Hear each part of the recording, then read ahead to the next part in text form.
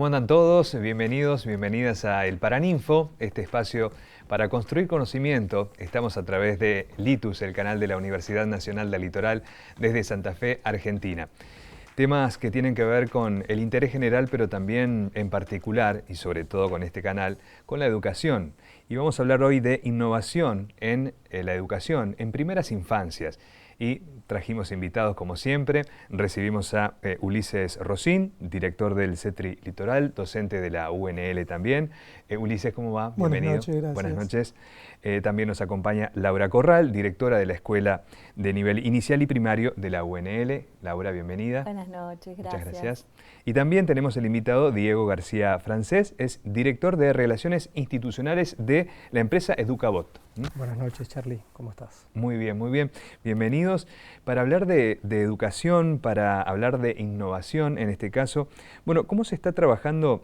Quiero consultarle a Laura y quienes quieran participar también para promover la innovación en las primeras infancias. ¿Cómo se la promueve? Bueno, primero te hago una aclaración porque me gustó lo que dijiste. La educación es un asunto de todos. La educación es una cuestión pública y tenemos que darle, me parece, ese estatuto porque es algo sobre lo cual tenemos que discutir muy fuertemente. ¿Qué educación queremos y cómo queremos ser educados? Muy bien. Todos y todas, ¿no? Sí, sí. Además de nuestros niños y niñas.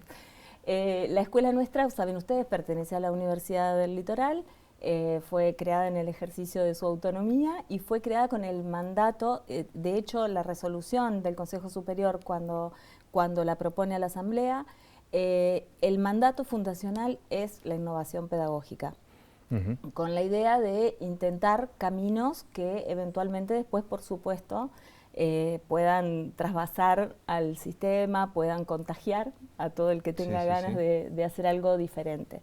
Entonces nosotros nos proponemos algunas cuestiones, nada revolucionario y absolutamente distinto de lo que puede hacer cualquier escuela, pero nos proponemos sí intentar algunos nuevos caminos, nos tomamos la libertad de imaginar.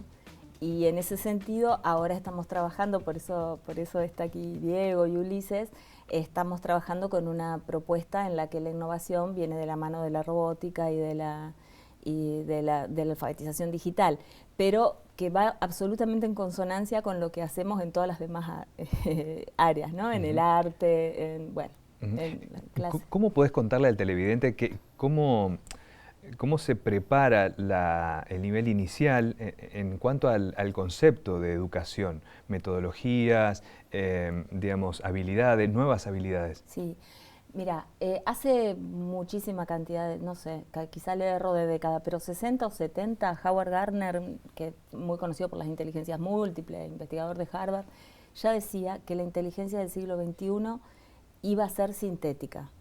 Íbamos a tener que enseñar a establecer relaciones, digamos, ¿no?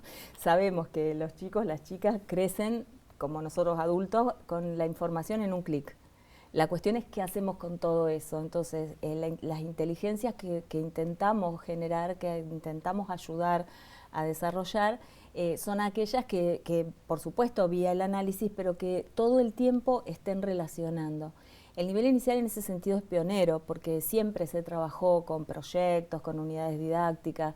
Lo que sucedió lamentablemente es que por ahí tomando el modelo de la secundaria, digamos la secundaria de la universidad, la primaria de la secundaria y el jardín de la primaria, se empezó a recortar el objeto de conocimiento de una manera artificial para esa edad. El objeto no es recortado epistemológicamente por los chicos como por el científico. Entonces, esto que se llamó transposición didáctica, digamos, de la disciplina a la asignatura, de la asignatura a la clase, bueno, todo eso es muy artificial. Los chicos, y nosotros mismos si lo pensamos, conocemos más globalmente, no de lo más simple a lo más complejo, como también decía Comenio, qué sé yo, son tópicos de la educación tradicional que estoy mencionando, ¿no? Entonces, lo que nosotros hacemos es presentarles problemas, presentarles recortes de la realidad, tanto en inicial como en primaria.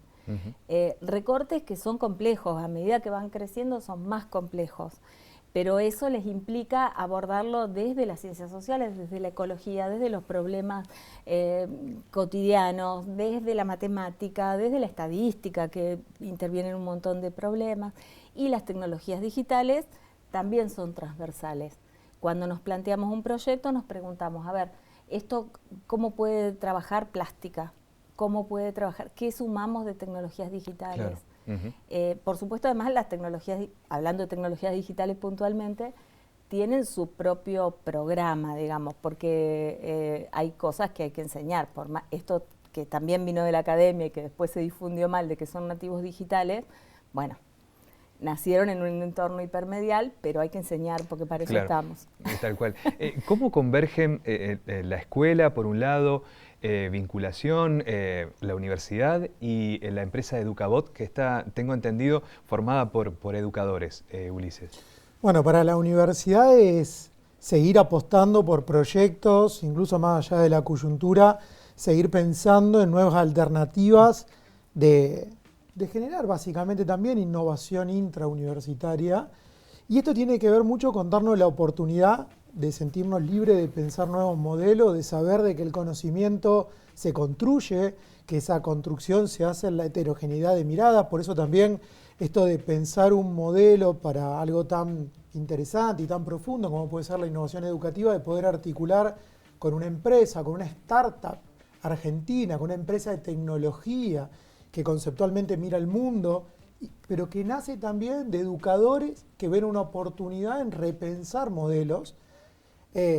A nosotros nos llenó de entusiasmo, lo intentamos materializar lo más rápido posible para poder darnos esa oportunidad. Eso lo empezamos a hacer allá por el mes de febrero, en una primera instancia donde compartimos con nuestros docentes de nivel primario y del jardín, no solamente los recursos tecnológicos, sino principalmente la visión de cuál era la oportunidad que aparecía a partir de estas herramientas. Y siempre pensando en cómo desarrollar habilidades que sirvieran no solamente a nuestros alumnos y alumnas, sino también a nuestros docentes. Pues básicamente creemos y todo el tiempo miramos que la gran fortaleza del sistema educativo argentino está en nuestros docentes. Y que nuestro compromiso es seguir pensando cómo acompañamos en un momento donde, al parecer, la tecnología nos avasalla, rompe la forma en la cual nos relacionamos como personas y más, y nos empieza a exigir desarrollar algunas habilidades que están muy vinculadas a nuestra esencia propia de ser humanos, la innovación, la creatividad, la resiliencia, pero necesitamos diseñar contexto para que esto suceda. Hoy Laura recién marcaba la libertad. No hay innovación sin libertad. No hay innovación sin permitirnos equivocarnos. Y eso es algo que nosotros estamos convencidos como universidad, en la escuela, en nuestra articulación pública-privada, que es la gran propuesta que la universidad pública tiene para hacer a toda la sociedad, de entender de que podemos construir sobre eso. Claro, por eso quiero conocer el caso de Educabot, el concepto y cómo se forma. Bueno, quiero remarcar algo que hablamos recién, que es, yo le comentaba antes de reunirnos, que había quedado sorprendido, muy feliz cuando visité la escuela, porque en general los docentes fuimos formados en un esquema mucho más academicista. Entonces, eso per se hace que todos queremos que haya innovación. A veces se trastocan algunos conceptos pensando que la innovación es solamente tecnológica, y es mucho más amplio ese concepto porque siempre se trabajó la innovación en la escuela. Y lo que más me gustó fue encontrar que en una escuela, el colegio inicial y nivel primario, tiene una directora. Entonces se entiende que es un sujeto el que aprende, digamos, ¿no? Va mucho más allá de ciertos niveles. Entonces hay una línea común, y sí, después el nivel secundario, y eso es fundamental para que sea posible cualquier trabajo articulado. Generalmente no funciona así. Bueno, está la directora, no te metes en este ámbito, no, acá no, ¿no? Son como nichos estancos. Sí. Y la educación es el sujeto que aprende, ¿no? Entonces, en ese sentido, Educabot, al estar formados, hace más de 10 años trabajamos con tecnología y pensaba de los educadores, o sea, conocés la cocina del aula, yo estoy a nivel de la gestión, he sido director de innovación también en la institución, entonces uno está en el día a día con quién, y con los dolores del director, con el dolor del docente, cada uno con su propio paradigma, ¿no? con las confluencias y los disturbios que a veces se pueden producir también, porque por digamos, las posiciones que ocupan cada uno. Pero yo cuando entré a la escuela dije, esto es increíble, ¿no? Ver cómo los chicos están trabajando. Ya el trabajar con libertad es generar ya un proyecto que está unido. Entonces, eso es fundamental. Eso te genera, el docente que ingresa ahí ya entra con otra cabeza, lo que hablamos de trabajar sobre la cultura institucional. Si no trabajas sobre la cultura institucional, no hay innovación posible. ¿Cómo fue el intercambio con la directora, con los docentes? ¿Hay problemas generales con los colegios o escuelas que ustedes trabajan? La sede de Educabot está en Buenos Aires, pero ustedes trabajan con muchos colegios. Sí, trabajamos no solamente en la Argentina, sino también fuera del país. Y en general lo que pasa, no solamente acá, sino también a nivel LATAM. Yo durante la pandemia me dediqué a entrevistar, me contaba recién Ulises, algo casi obsesivamente, a directivos, ¿sí? Me decía, che, ¿qué estás haciendo? Nos juntamos por Zoom, digo, ¿qué estás haciendo en tu escuela? A ver, ¿cuál es tu dolor? ¿Qué es lo que...? Y bueno, y me contaban cosas que eran increíbles, los puntos comunes, ¿sí? Y descubrir educadores que se están jugando la vida constantemente, piensan, a ver, ¿cómo hago para que mis estudiantes aprendan mejor? Bueno, una gran dificultad es que en el sistema educativo falta mucho el poder medir los aprendizajes de nuestros estudiantes. Los directores en general tienen esto que muchas veces no le gusta decir esto, el apagar incendios, pero faltan más espacios para poder pensar la escuela. Me gusta utilizarla para cranear la escuela. Y tener un espacio cuidado para eso, si no te pasa por arriba. Entonces, cuando vos entras a un colegio donde tenés un directivo, 2 vicedirectores que piensan en un proyecto, ya hay algo que estuvo pensado de base. Eso ya es innovación. Entonces, el docente está muy agotado, no entiende que el director tiene que ocuparse de otras cosas, ¿no? Dice, no, pero no me escuchan, no me entienden, ¿no? Entonces, es como una pasada de factura, y me parece que por ahí no hay que entrar en ese circuito, ¿no? Bueno, Educabot lo que hace es facilitar estos procesos. Es automatizar procesos que la escuela está a años luz, ¿sí? En una escuela comúnmente se cargan datos 6 o 7 veces. Y eso es una locura, es una pérdida de tiempo. Pérdida de tiempo. Claro, la tecnología debe ser humanizada, viene para que seamos más humanos. Porque lo más importante de la escuela es que los chicos se encuentren, generar vínculos, ¿no? Como recién nombraban a Howard Gardner, ¿no? En todo el proyecto Cero en Estados Unidos. Generar un vínculo. Cuando el docente, ¿qué nos marcó a nosotros? ¿Qué profe nos marcó? Nos llegó al corazón. Ya no importa si era matemática, geografía.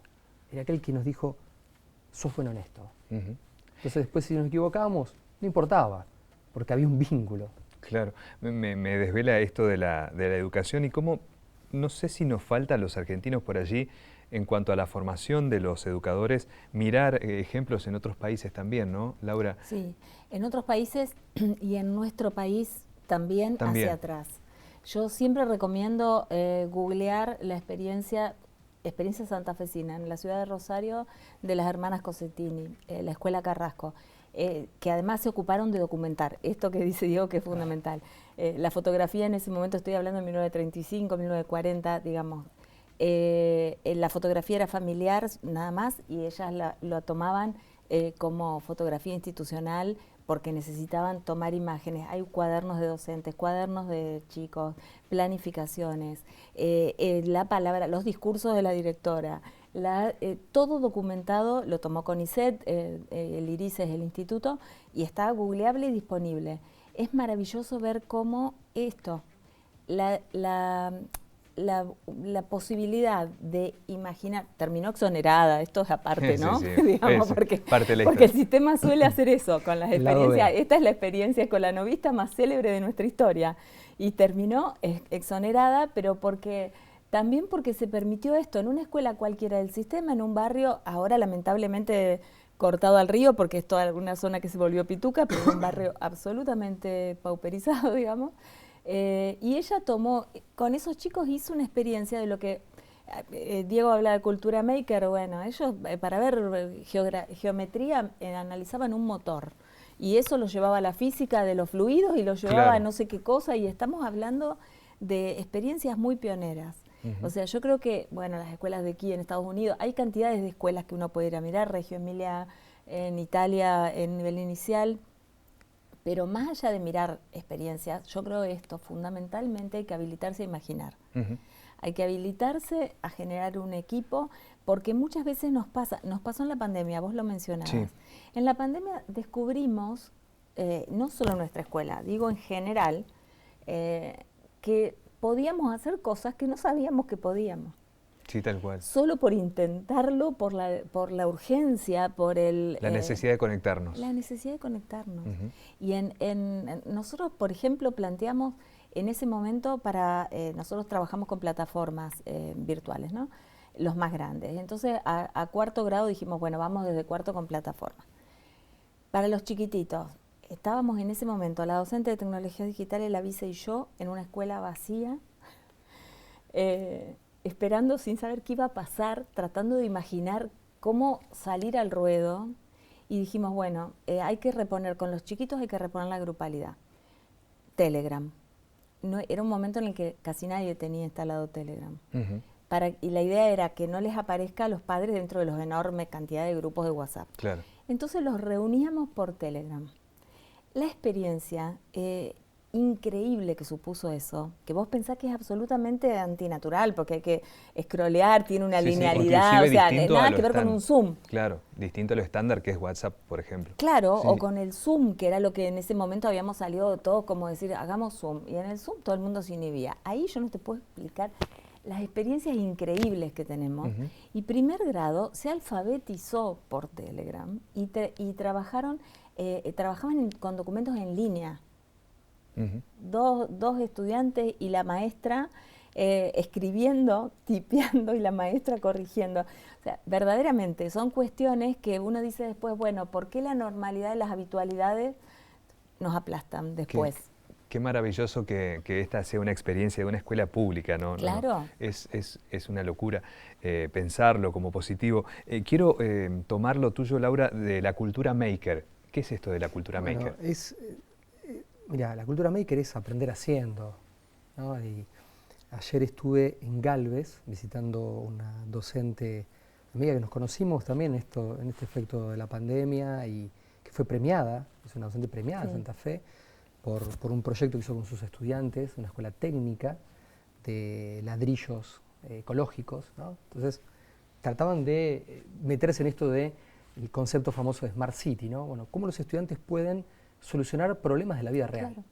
Bueno, Educaut tiene ese paradigma, ¿no? Bueno, solucionamos problemas, generamos espacios para que los estudiantes puedan solucionar problemas de la vida cotidiana.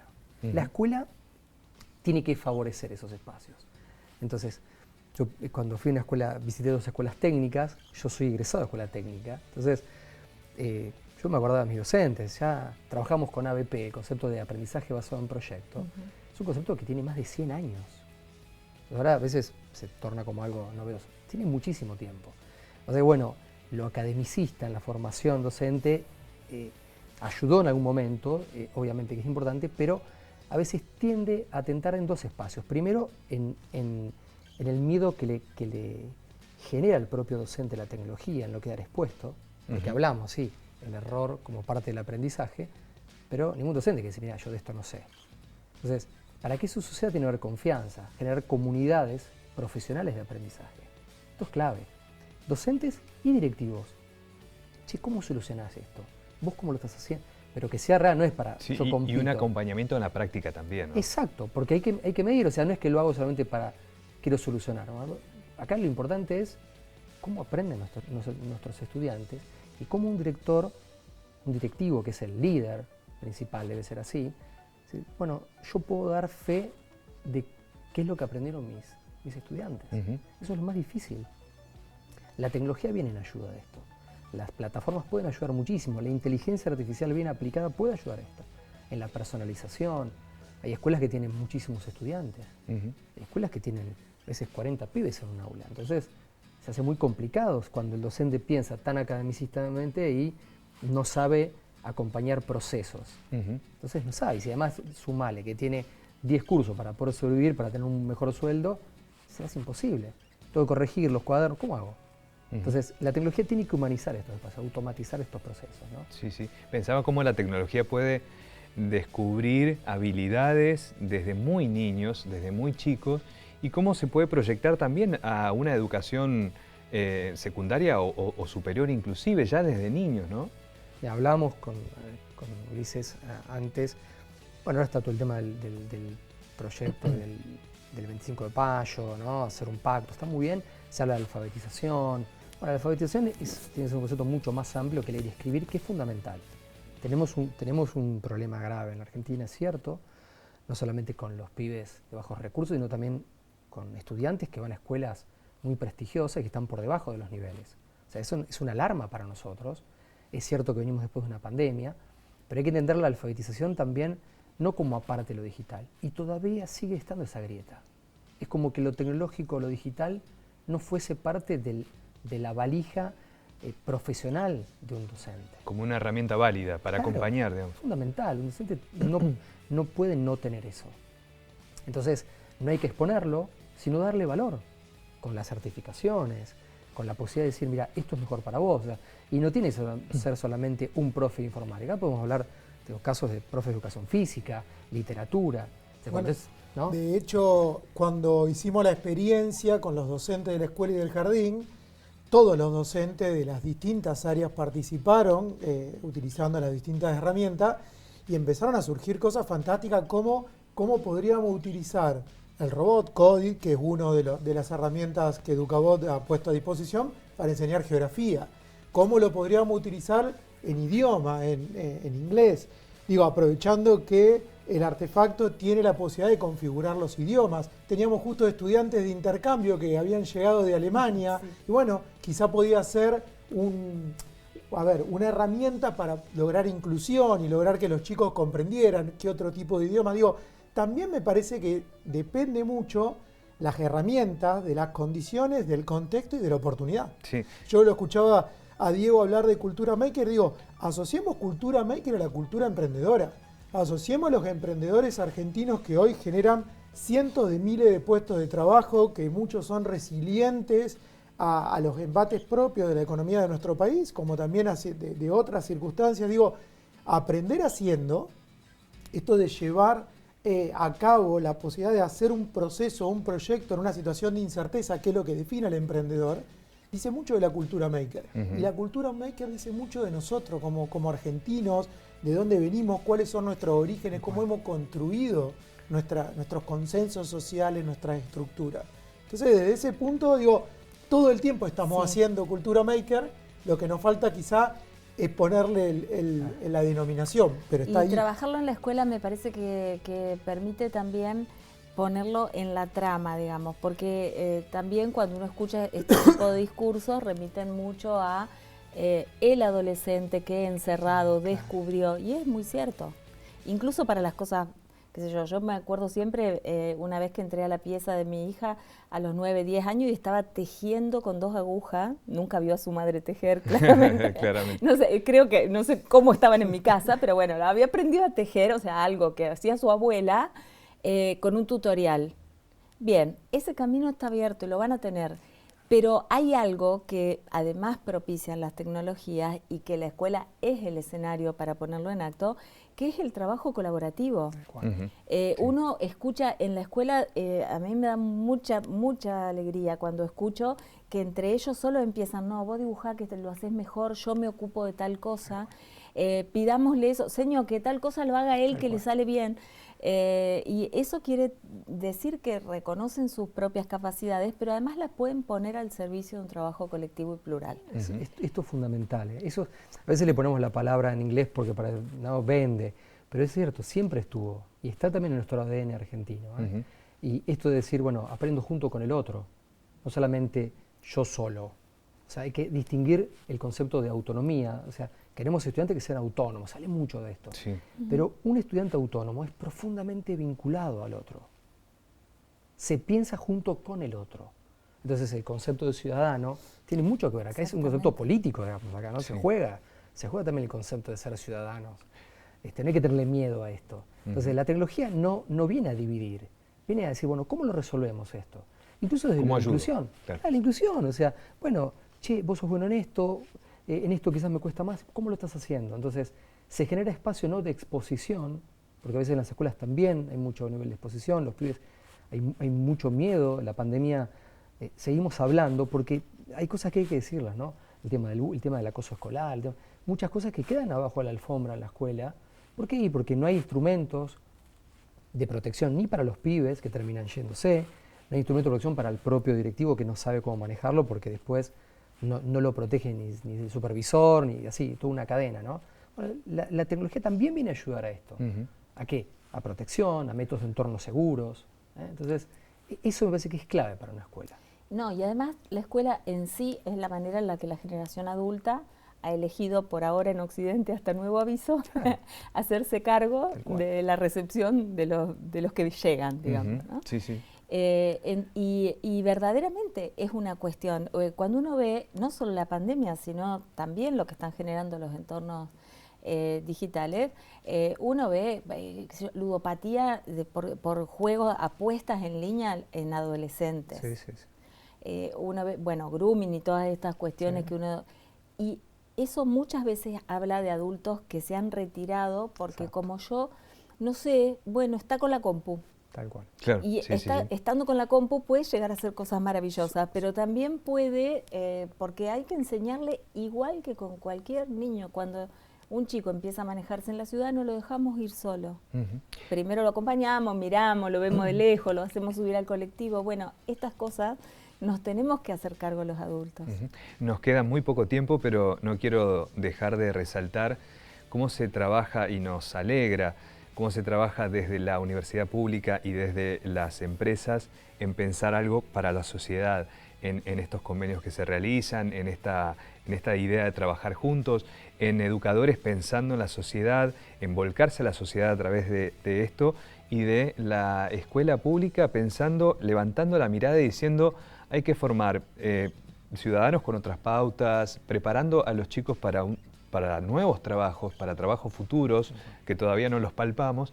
Así que agradecerles y bueno, si quieren hacer alguna última reflexión acerca de esto, bienvenidos. Yo quiero retomar lo de Ulises, el concepto de emprendedor, ¿no? Comienza en el nivel inicial. Entonces, todo lo que se apueste a largo plazo es crear nación también. Esto es fundamental. Desde Educabot está centrado en eso, digamos, ¿no? ¿Y por qué? Porque conocemos las aulas, conocemos cómo piensa un docente, cuáles son sus necesidades, entonces no queremos que sea una amenaza, sino que colabore y lo ayude. ¿Sí? Por eso formamos a los docentes, a los chicos que estamos en la escuela. Totalmente. Se trata, mira, yo creo que muchas veces, lamentablemente, el sistema educativo mata la curiosidad que tiene cualquier niño, cualquier niña muy pequeña. La idea es esa, desde la primera infancia dejarlos, incluso que sean ellos los que lleven la delantera en cosas que les resultan más fáciles. Eso no implica que nosotros, por el contrario, es una manera de generar un lazo intergeneracional, haciéndonos cargo de lo nuestro, acompañándolos, acompañándolas y permitiendo que desarrollen sus potencialidades, que eso indudablemente tiene el costado político de que repercute en otra sociedad, sin dudas. Muy bien. Les agradecemos por visitar el Paraninfo. Desde ya, un placer charlar con ustedes, así que muchas gracias. Gracias Laura, Ulises, Diego. Nosotros, bueno, contentos de poder charlar estos temas y darle visibilidad. En qué está, digamos, no solamente la educación pública, hay ejemplos muy claros de todo lo que se da también como casos positivos y obviamente lo queremos dejar aquí en el Paraninfo. Volvemos el próximo martes, 21 horas aquí en Litus. Gracias.